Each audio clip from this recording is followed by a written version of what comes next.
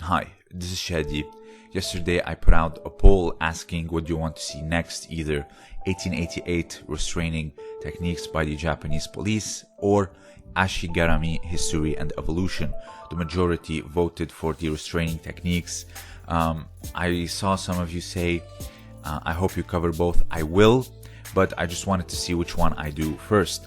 So today we're gonna go through another book and see the techniques a little bit in detail. I can't go through the entire book, obviously.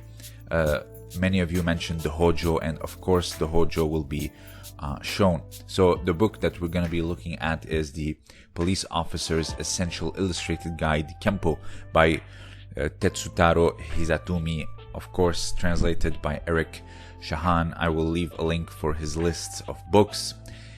Great books, translated, very well done.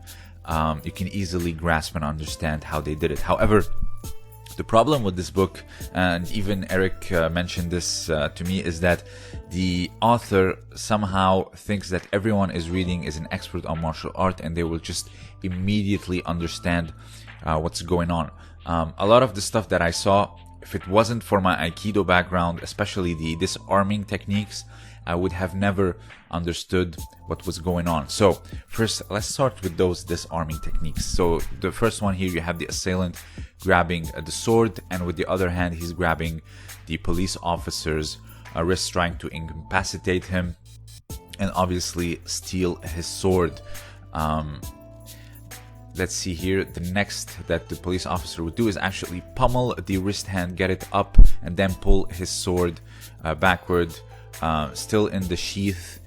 Again, if you don't know very much about martial arts and sword, you cannot easily understand what you are going to see, in a sense. So the next one is actually a very important one, because I'm gonna explain to you as an Aikido black belt. So here he has two hands trying to hold the sword, and the police officer is staying very calm.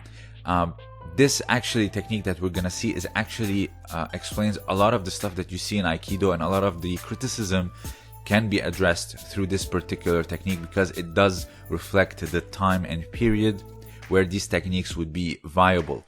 And that is, why would they grab you and continue to grab you? This is stupid.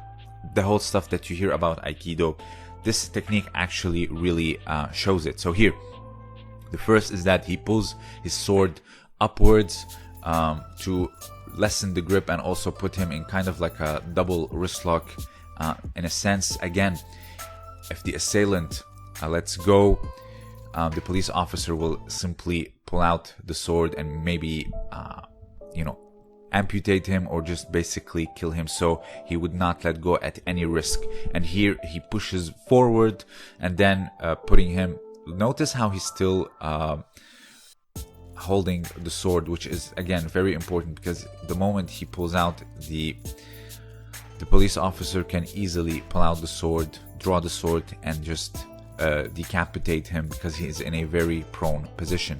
So let's see how these how this logic still follows through in Aikido. Now, I know Aikido is not for fighting, it's for peace, it's to demonstrate. So here, he's a cross grabbing the same way as the assailant. He will still grab. So here, he pulls his hand up, just like how the police officer put his sword upwards, still in the sheath, and then pushes forward and takes him down for the arrest. You can still hear this will make much more sense when you understand where it comes from. Now, I know, like I said, Aikido, it's outdated if you want to judge by this standard of techniques. However, it is done now for, mental and spiritual practice, etc. This is the point of Aikido. It's not disarming swords, but rather to control your own sword. Now, this one here is the assailant has a sword. I kind of see that the assailant looks a little bit like me, but maybe that's what I'm seeing. So here, he grabs the wrist before he even pulls out his wakizashi or uchikatana, and then goes around and puts him in okuri eri jime. So again, you'd have to be a good martial artist to understand what the author is trying to show you. Here, so you have one hand, you can put the elbow on the thigh and push it like an ashigetame, and pull on the collar, the sliding collar strangle, or okuri erijime, sliding collar strangle. It is one of the classics of judo, so many variations to it, like the bow and arrow, clock choke, kanto choke.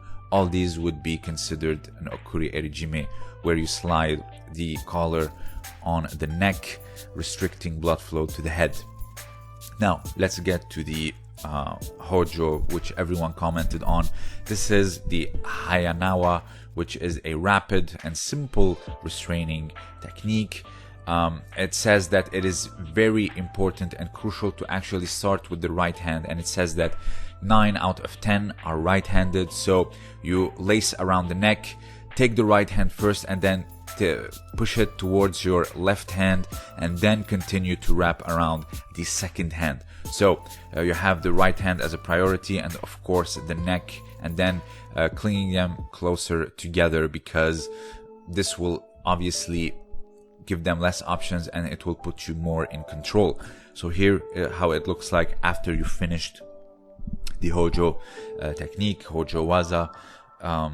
So you have other options. It's not just that one. Here you have a crossed lace, like around the back with both hands. You can also tie up the leg. We will see it here in just a second. You can see here you tie it up with the leg as well, obviously to exert more control depending on the situation.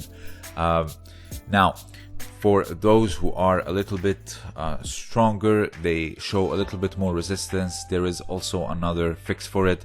This is from the Sekiguchi Ryu. Notice how police officer's right leg is actually on the tricep of the assailant to control it, and at the same time he has his thumb knuckle or his finger knuckle between the jaw bone and the neck, putting a lot of pressure. It's kind of like when you're trying to open them up for a rear naked choke.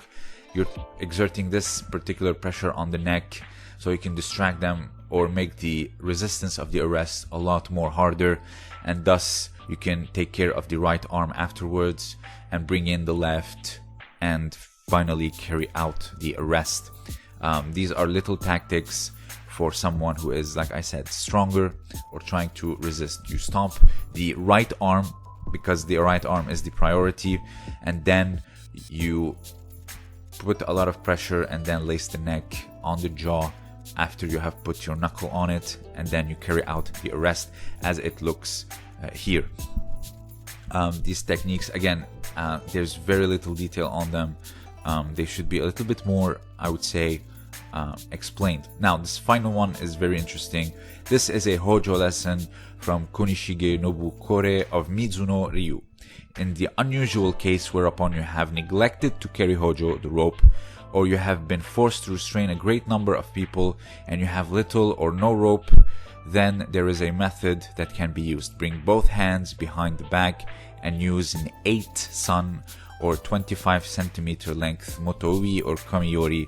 The motoui is actually what you tie your hair with. It's a paper rope. It's not like elastic that can rip. Here you see you tie up the middle fingers and then the palms outwards, which will almost make it like a classical hojo. So here, a little note. It says 1 san, pronounced sun, is a 3 centimeter. Motoui is the cord that is used at the motodori to tie up the hair. And also here what it looks like when you actually carry out. You have the hands behind the back, the palms are facing outwards, and you have carry out a arrest when you have, this is an emergency case. Obviously you're not gonna go with hair ties, paper hair ties, and arresting people. Again, this is for an emergency case only. So if you have anything else to add, please let me know down below. Also, consider supporting me on Patreon. I have exclusive content for the patrons only. I post there once a week.